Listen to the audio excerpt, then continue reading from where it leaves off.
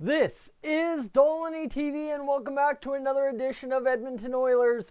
Well, you could call it discussion today. I'm not really sure if it's Oilers directly related as much so as the X-Files kind of deal for the Oilers in the Stanley Cup Playoffs for 2019. Obviously, probably should have made this video going into the Stanley Cup Playoffs, but we had way too much to break down at the end of the year before the start of the playoffs. Obviously, that Calgary game, obviously the Bob Nicholson, Keith Gretzky stuff, and the Connor, right? There was way too much to be talking about back then. So now we're a round into the playoffs.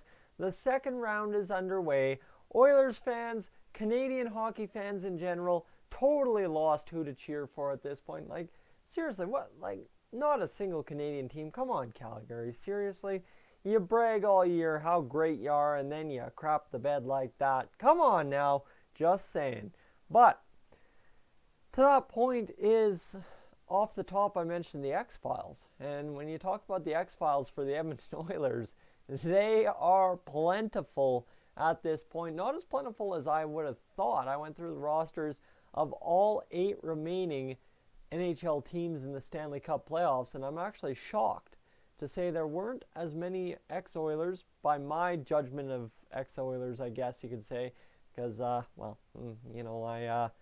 I might not know my history as well as I pretend to sometimes in this early on in the morning.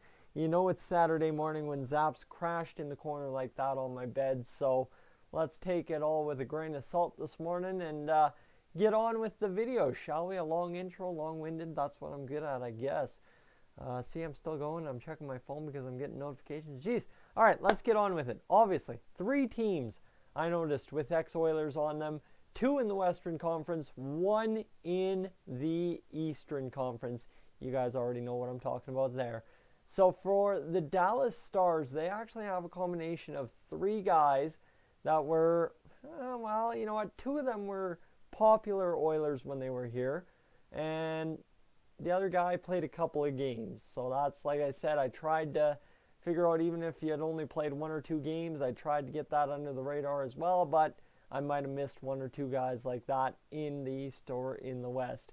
So for the Dallas Stars, you've got Andrew Cogliano, you've got Taylor Fedun, and Tyler Pitlick. Sorry, I saw Tyler. Don't know if this is a certain draft where Peter Chiarelli traded both top picks. Don't get me going on that. So Andrew Cogliano, Taylor Fedun, Tyler Pitlick. See, I did it again. Those are, well, that's the team with the most ex-Oilers on it, a Western Conference team.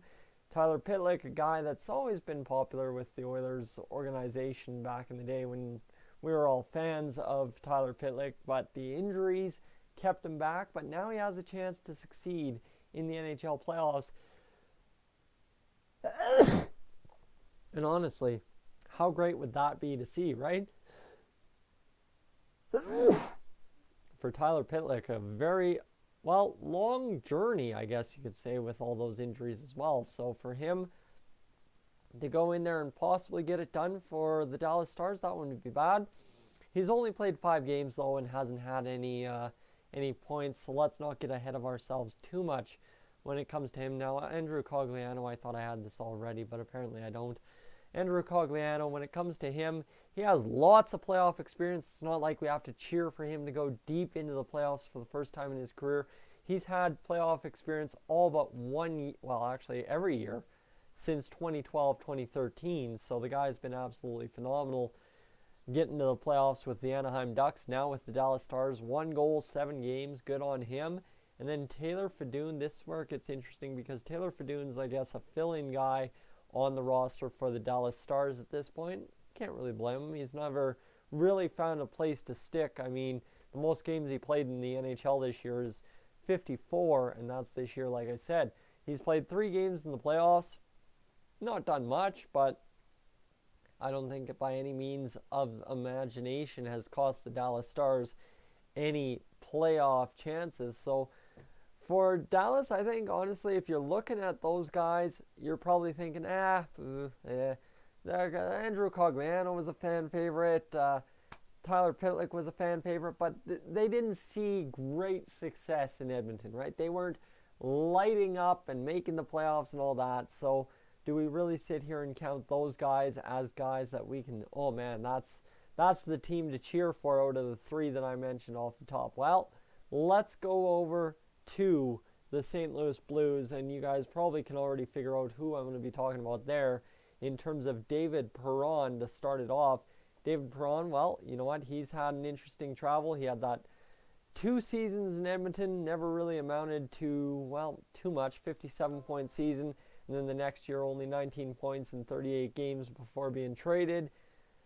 Again, another guy Oilers fans, in my estimation, ran out of town. Is the way it goes sometimes, though. And you see he's been all over the map since then. He played in 16-17 in St. Louis, then got picked up in the Vegas expansion draft. Then back to St. Louis this year. He's put up 66 points, 46 this year. And so far in 7 games played in the NHL playoffs for 2019, holy, like I said early morning, he's had 4 points. He's been an impact player for the St. Louis Blues, so you can't exactly say he hasn't done much since leaving Edmonton. He's done fantastic and only gotten better with age, I'd say. And the other guy we will be talking about, guys, you know exactly who. The guy who we did not want to lose. We did not want to lose Patrick Maroon. But when it came to the deadline that year when we traded him to New Jersey, we knew we were losing him no matter what. We knew he was going back to St. Louis. It was just too hard for him to be away from his kid. And guys, as Oilers fans, we felt those heartstrings tugged every time we saw him and his kid get together. So to see him in the playoffs for the St. Louis Blues after a successful season, his, well, third most successful season since that great year with Connor McDavid and Leon Draisaitl on the top line, that 27-goal effort. Well, you know what? He's had 2 points in 7 games played in the playoffs. He's seeing his kid every night, and that is just absolutely awesome, guys.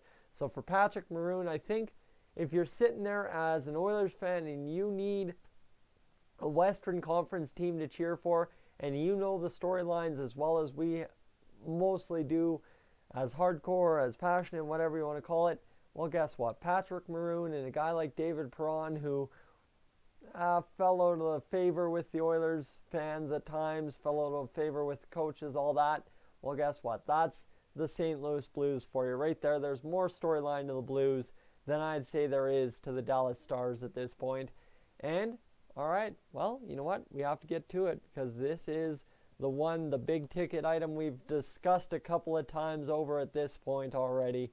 You know, I had my video about him possibly coming back in free agency. The New York Islanders representative on my list, ladies and gentlemen, Jordan Eberle. I think automatically, if you're looking for one team to cheer for because of one guy as an Edmonton Oilers fan, you are looking at none other than the man who has 6 points in 5 games played, Jordan Eberle, a guy who had a down year but all of a sudden is excelling in the playoffs. And how does that write the script that, oh crap, he's not a great player in the playoffs, and now you sit here and have him getting 6 points in 5 games, a sweep of the Pittsburgh Penguins, and looking absolutely fantastic. Guys, I mean, a deep playoff run might help his value at the end of the year, but it still won't be close to $6 million. You honestly got to think, when it all comes down to this, if we can finish the storybook where Jordan Eberle can go out, show us how wrong Peter Chiarelli was to trade him, how wrong of a mess it was, and go win the Conn Smythe or something stupid, win a Stanley Cup, and then come back to Edmonton. Guys, I think Oilers fans would be absolutely losing their minds. It would be pandemonium in the streets. But that's, well, a lot of games away. Carolina just took game 1 of that series. So let's not kid ourselves that it's a possibility yet. We got to get through 3 more rounds of playoffs, and you know how it goes in the Stanley Cup playoffs. It is a long schlag of a season. You got to get through May, June, and then after that first week of June, you've got a Stanley Cup champion. Guys, early morning on Saturday, I don't usually have the energy I normally do. Anyway, who are you cheering for the rest of the way in the Stanley Cup playoffs? Is it the Columbus Blue Jackets? Is it the Boston Bruins? Is it the San Jose Sharks? Or is it one of the three teams because of the 6 Oilers I mentioned? Are you cheering for them? Let me know. Are you an Islanders fan right now? I think that's the no-brainer. St. Louis, another no-brainer, and a good final between them wouldn't be too bad. Guys, I'm Tyson. This is Dolynny TV. As always, I will catch you in the next one.